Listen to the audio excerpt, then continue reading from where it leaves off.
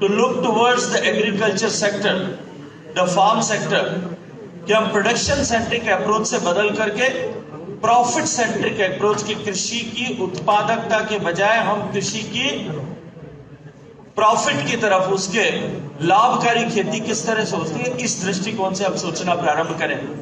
सरकार ने पिछले 7 साल में उसी दृष्टिकोण से काम किया है। हम सब जानते हैं कि कृषि राज्यों का विषय है और राज्यों का विषय होने के नाते प्राथमिक रूप से राज्यों को ही गांव और किसान और खेत इनके विकास के लिए काम करने की आवश्यकता है। भारत की आत्मा गांव में बसती है। राष्ट्रपिता महात्मा गांधी जी ने ऐसा कहा था और पूज्य बापू के इस सपने को साकार करते हुए पंजाब के गांव और किसानों का विकास करने, किसान का के जीवन में परिवर्तन लाने और गांवों का विकास करने के दृष्टिकोण से भारतीय जनता पार्टी आगामी चुनाव में इन वादों के साथ में, जो हमने गांव के साथ में वादे किए, किसान के साथ में वादे किए, हम खेत में काम करने वाले मजदूर के साथ में वादे किए, उनके साथ में चुनाव के मैदान में मैं आप सबसे बहुत ब्रीफ में ये सारे विषय साझा करना चाहता हूं। मित्रों, स्वामीनाथन साहब ने जो रिपोर्ट प्रस्तुत की थी उसमें उन्होंने विभिन्न बिंदुओं की चर्चा की।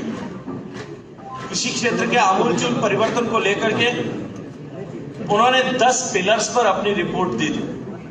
लैंड रिफॉर्म होना चाहिए, क्या जो है एग्रीकल्चर सेक्टर में इन्वेस्टमेंट बढ़ना चाहिए, फ्री फ्लो ऑफ क्रेडिट किसान को मिलना चाहिए, रोबस्ट फार्म और एग्रीकल्चर इंश्योरेंस पॉलिसी और स्कीम आनी चाहिए, मार्केट रिफॉर्म्स होने चाहिए, एश्योर्ड एमएसपी मिलना चाहिए।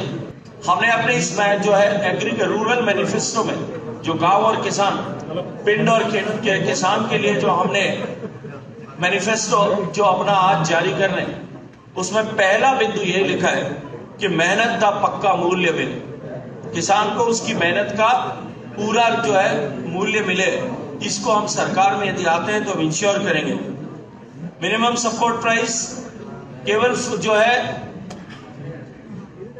गेहूं या चावल या जिन कमोडिटीज पर अभी मिलती हैं उनके अतिरिक्त, क्योंकि किसान के लिए सबसे बड़ा इंसेंटिव जो है वो गेहूं और चावल का उगाने का वो मिनिमम सपोर्ट प्राइस और एश्योर्ड प्राइस एंड प्रोक्योरमेंट है। लेकिन क्रॉप डाइवर्सिफिकेशन को आज पंजाब की आवश्यकता भी है। पंजाब में जिस तरह से पानी जमीन के नीचे कम हो रहा है, निश्चित रूप से उस दिशा में हमें तेज गति से काम करने की आवश्यकता है।